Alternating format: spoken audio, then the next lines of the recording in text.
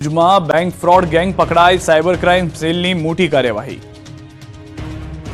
દ્રશ્યોમાં દેખાતી આ ગેંગના કારનામાં ઓછા નથી। 10 રાજ્યોમાં ઓનલાઈન ફ્રોડ કર્યા બાદ આખરે આવી ગયા પોલીસ સકંજામાં। બેંક ફ્રોડના 2 આરોપીઓ ભુજથી ઝડપી લેવામાં આવ્યા છે। આરોપીઓએ ખોટા આધાર કાર્ડ અને પાન કાર્ડના આધારે 55 જેટલા બેંક એકાઉન્ટ ખોલાવ્યા હતા। 17 અલગ અલગ બેંકોમાં ખોલાયેલા ખાતાઓમાં રૂપિયા 21 લાખથી વધુની રકમ જમા થઈ હતી। આરોપીઓએ ખોટા સરનામા સાથે દુકાનો અને નકલી દસ્તાવેજો બનાવી બેંકોને ગેરમાર્ગે દોરી હતી। જોકે લોકલ ક્રાઇમ બ્રાન્ચ અને સાયબર સેલની ટીમે આરોપીઓને પકડવા સફળ ઓપરેશન ચલાવ્યું, જેમાંથી ગેંગના 2 આરોપીઓ ઝડપાઈ ગયા। બેંક કર્મચારીઓની સંડોવણી વિશે પણ તપાસ હાથ ધરાઈ। પાટીદાર અગ્રણીને મળી ધમકી, ઓડિયો ક્લિપ વાયરલ થતા ખળભળાટ। એક અઠવાડિયા બાદ પણ પાટીદાર અગ્રણીઓનો વિવાદ શાંત થવાનું નામ નથી લઈ રહ્યો। હવે પાટીદાર અગ્રણી પરસોત્તમ પીપળિયાને ધમકી આપતો ઓડિયો વાયરલ થયો છે। મહત્વનું છે કે સમૂહ લગ્નમાં જયેશ રાદડિયાના શાબ્દિક પ્રહાર બાદ જયેશ રાદડિયા અને નરેશ પટેલ વચ્ચેનો વિવાદ સામે આવ્યો છે। ત્યારબાદ પરસોત્તમ પીપળિયાએ પણ સોશિયલ મીડિયા દ્વારા આ વિવાદમાં ઝંપલાવ્યું હતું, જેને લઈને પરસોત્તમ પીપળિયાને ધમકીભર્યા ફોન આવતા હોવાને તેમણે આક્ષેપ કર્યો છે। હા બોલો, જવાબ આપો, કેમ કાપી નાખો?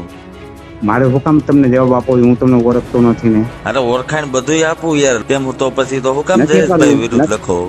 ભાઈ તો મારી મરજી છે, તમે મારી વિરુદ્ધ લખો ને, તમને કોણ ના પાડે ભાઈ? તો પટેલ મારે સમાજનું એક જ તમારે રાજકારણી વાંચવાની થતી નથી, તમે ગમે એ હોય ભાઈ, કહું છું તો ભાઈ તો તમે માપે રહેજો આ બધું લખવામાં। તો પછી જે કાંઈ કરવાનું હોય આપે કરવાની છૂટ છે હો ભાઈ। માફી માંગવા દબાણ કરવામાં આવતું હોવાનો પણ તેમણે આક્ષેપ લગાવ્યો। સાથે જ તેમણે એમ પણ કહ્યું કે જ્યારે તમે અવાજ ઉઠાવો તો આવા તત્વો દબાણ કરતા હોય છે, પણ તેમનાથી નાસીપાસ થવાની જરૂર નથી।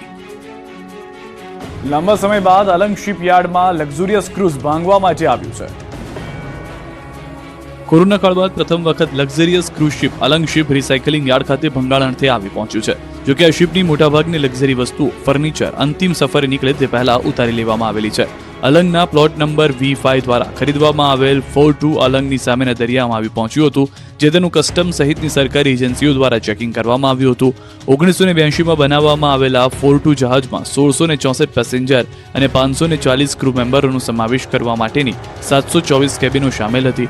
વર્ષ 2016માં તેનું રિનોવેશન કરવામાં આવ્યું। 215 મીટર લાંબુ અને 33 મીટર પહોળું આ જહાજ મુસાફરોનું આકર્ષણ હતું। તેમાં કુલ 12 માળ આવેલા છે, જે પૈકી 9 માળમાં કેબિનો આવેલી છે। 42 જહાજમાં 2 restaurant, 7 lift, 2 jeep, spa, beauty parlour, swimming pool, basketball, badminton, table tennis